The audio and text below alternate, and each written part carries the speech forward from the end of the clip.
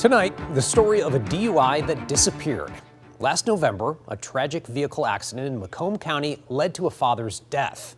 His family says they thought the woman responsible would be held accountable.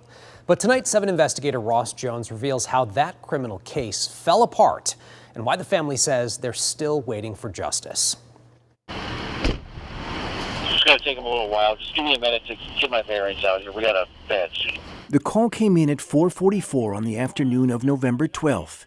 Darci Repine had been behind the wheel, heading west on Metropolitan Parkway in Harrison Township when she struck a man using this crosswalk. 911, where's your emergency? It looks like a driver hit a biker or something. It's a bad accident. Doesn't look like he's moving. But the victim, 50-year-old Frank Woytall, wasn't riding a bicycle. It would take sheriff's deputies several minutes to realize he was in a wheelchair. Woytall, a father of 5 and grandfather of 2, suffered from cerebral palsy. The driver said she never saw him. Woytall was pronounced dead at the hospital. Was he in that wheelchair? Yeah, I didn't see anything. I pulled this down. I saw nobody. Where was he hit at? I have no idea. I mean, right here, I guess. I have no idea. Repine said the glare of the sun, hanging low in the sky, made it hard to see the road in front of her. Other drivers near the accident would report the same thing. But a Macomb County Sheriff's deputy said he could smell the odor of intoxicants coming from Repine as she spoke, and she would admit she was drinking just before the crash. So when was her last drink? I'm sorry? When was it? It wasn't that long ago, to be perfectly honest. I have my food at home, which doesn't matter, obviously, at this point. And she stayed at the scene, cooperated with the investigation, and we saw signs of intoxication. The deputy would perform a field sobriety test, noting that Repine couldn't balance during the instructions, swayed during one of the tests, and struggled to perform the heel-to-toe test. And when she took a PBT, she was just over the legal limit to be driving a car. You were .082, okay? Wow. Right now you're under arrest for OWI, okay? Yes, ma'am. I didn't turn around, put your hands on your back, okay? She would be charged with operating under the influence causing a death, a 15-year felony. Oh my God, my leg's over. No. Yes, it is. Yes, it is.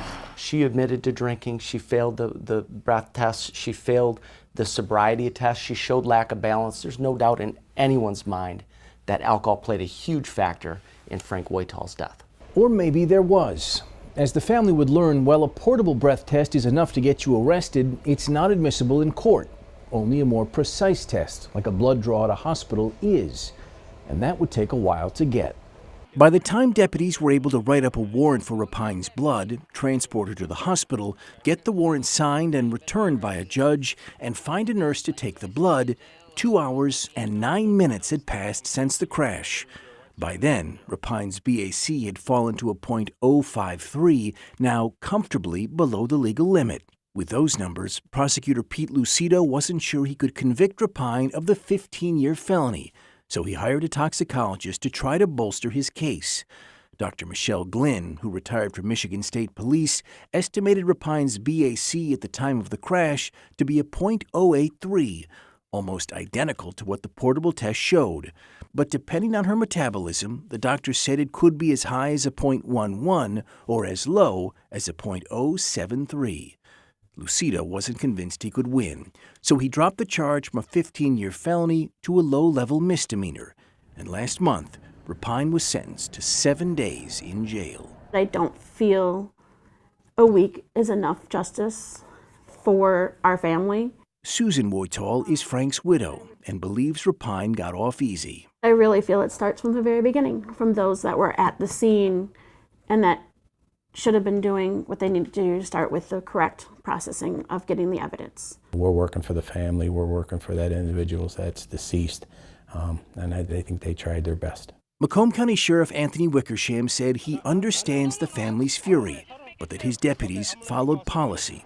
While Repine consented to a blood draw, meaning a warrant wasn't necessary, he says policy dictates that they get one anyway, in case a defendant later claims they never gave consent.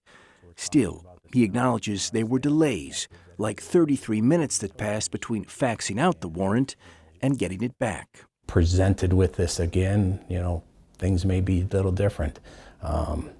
Maybe somebody's going to say, hey, send the deputy to the hospital, watch this girl. I'm going to drive over to the magistrate's home and get this thing signed. Through her attorney, Darci Repine declined to comment for this story.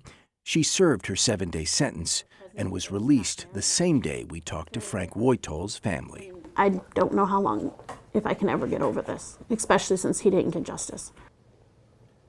Well, the criminal case against Darci Repine has reached its conclusion. The family of Frank Woitol has filed a civil lawsuit against her that is still ongoing. Such a tough situation for that family, but hopefully that civil suit brings them some sense of justice. We'll see, but everyone would agree you feel terrible for the family. Yeah, absolutely. Thank you, Ross.